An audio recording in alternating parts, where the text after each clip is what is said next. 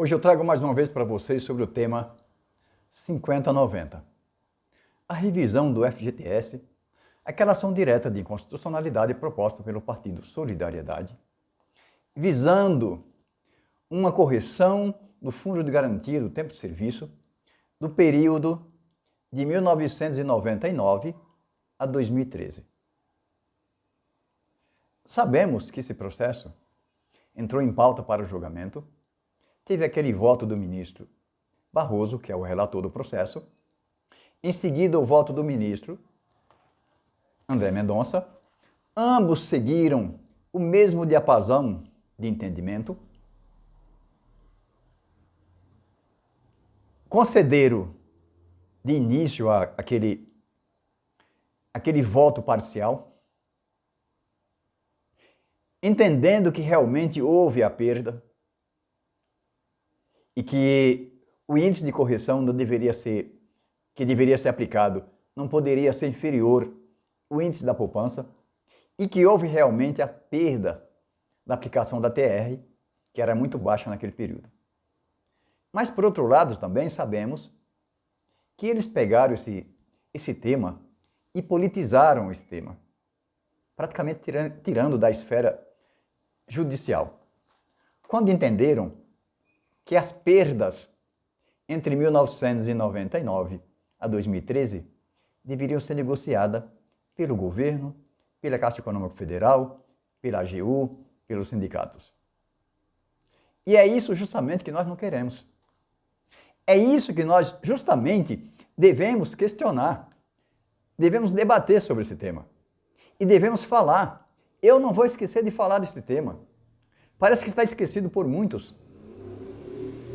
Todos os dias nossos parlamentares sobem à tribuna para falar para seus asseclas aquilo que interessa para a sua reeleição. Mas sobre esse tema, e sobre também a revisão da vida toda, ninguém fala. Emudeceram. Porque tira dinheiro dos órgãos do governo. E os órgãos do governo também são dos parlamentares. Todos estão entrelaçados. Não vamos ser inocentes. Reclamar só do governo. Todos fazem parte do mesmo conjunto. Vimos que esse tema está concluído já com o ministro Barroso há muito tempo e não vai para a pauta para julgamento. Mas sabemos também que, como se trata de uma votação que depende do colegiado inteiro, precisa todos os ministros estarem afinados a esse respeito e concordarem que esse tema entre em pauta. Não vamos ser inocentes e achar que é culpa só do ministro Barroso também, desse retardamento do retorno da pauta. Todos os ministros também são consultados, porque eles vão votar também nesse tema. E sabemos que eles estão dando mais atenção aos temas criminais sobre os atos antidemocráticos. Vimos que mais de 1.200 pessoas já se tornaram réus.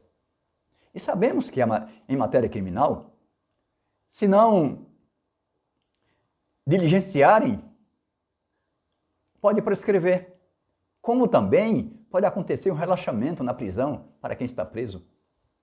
É diferente a matéria criminal com a matéria civil, a matéria previdenciária. Mas esse tema não pode ser esquecido. Eu não vou parar de falar desse tema. Mas eu trago para vocês também aqui a respeito das pessoas que estão entrando com as medidas cautelares incidentais.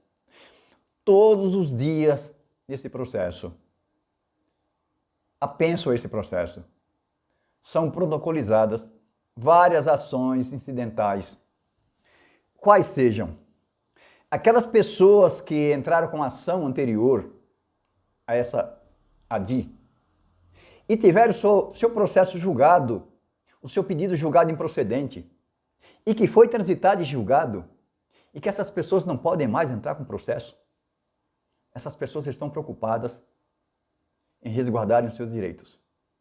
Estão entrando com essas cautelares incidentais justamente para quando os ministros julgarem esse processo, essa ação direta de inconstitucionalidade, concederem a modulação no efeito para que essas pessoas que perderam seus processos lá atrás, elas possam também reclamar, elas possam também entrar nessa revisão do FGTS. Eu falei no vídeo anterior que, analisando essas petições, lendo essas petições, eu vi que muita gente entrou anteriormente no Juizado Especial Federal. E os processos julgados no Juizado Especial Federal, transitado em julgado, não tem mais o que fazer.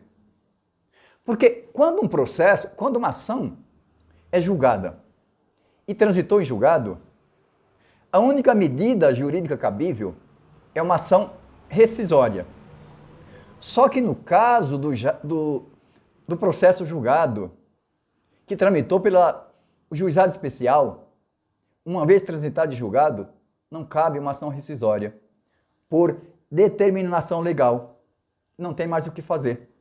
E essas pessoas preocupadas em perderem seus direitos, elas estão entrando com essas cautelares incidentais. Isso aqui é um alerta também para aquelas pessoas que sofreram essa perda, elas possam fazer isso. Porque pode ser que essas pessoas tenham esse direito. Agora, o que eu quero chamar a atenção aqui, desse fenômeno, é que, vejam, essas pessoas estão preocupadas. Mas tem muita gente que ainda não entrou com esse processo. E que deveria estar preocupado também. Porque se pressionarmos cada vez mais, é claro aqui, eu não estou falando se você não tem condição de entrar. Eu não sei se você tem um advogado que faz para vocês o cálculo e espera cobrar pelo resultado. Eu não sei também onde você mora, se você tem acesso à Justiça Federal, um juizado federal. Eu não sei também se você tem uma Defensoria Pública Federal no local que você mora, que possa entrar para você se você não tem um advogado particular para que faça isso. Mas aquele que pode fazer isso, que tem um advogado que trabalha pelo resultado, ou você também quer pagar para fazer os cálculos, aí depende de você, de sua condição financeira, faça isso para pressionar. Não sabemos ainda o que pode acontecer. Se depois os senhores ministros entenderem que as pessoas que entraram com o processo podem reclamar via judicial uma execução diretamente na Caixa Econômica Federal após o efeito desse julgamento dessa ADI, e as pessoas que não entraram não possam fazer isso. Não sabemos nada o que pode acontecer. Não sabemos se vai sofrer uma modulação de efeito no final. E vai falar, não, quem entrou com o processo pode executar. Quem não entrou vai resolver de forma política. Isso não sabemos. Não sabemos o que pode sair da cabeça dos ministros. Se vai sair o efeito de modulação. Por isso, aqueles que possam, que tenham condição de contratar um advogado para fazer os cálculos e entrar com uma ação, é importante que faça isso.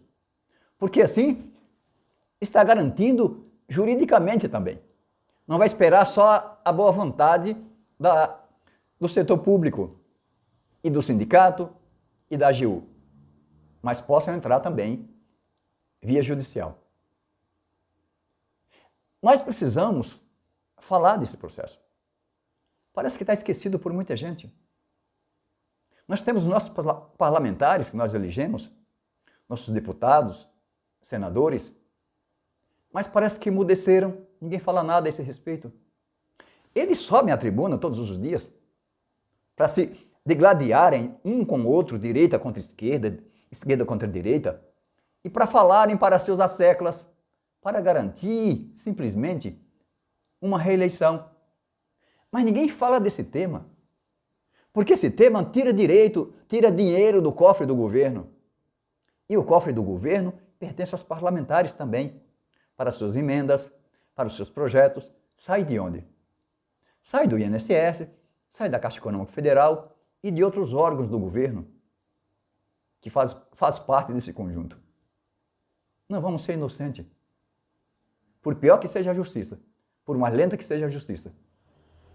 É a única coisa que nós temos aqui na Terra ainda é a justiça. Tudo bem, deveria agir de forma mais célere, deveria ser mais justa, deveria analisar casos mais sensíveis como esse e trazer um julgamento mais complacente, pelo menos, e justo. Aqui se trata de alimentos. Aqui se trata de direito alimentício. De direito alimentício. Aqui não é um tema qualquer. Aqui foi dinheiro tirado do trabalho do trabalhador, do salário do trabalhador.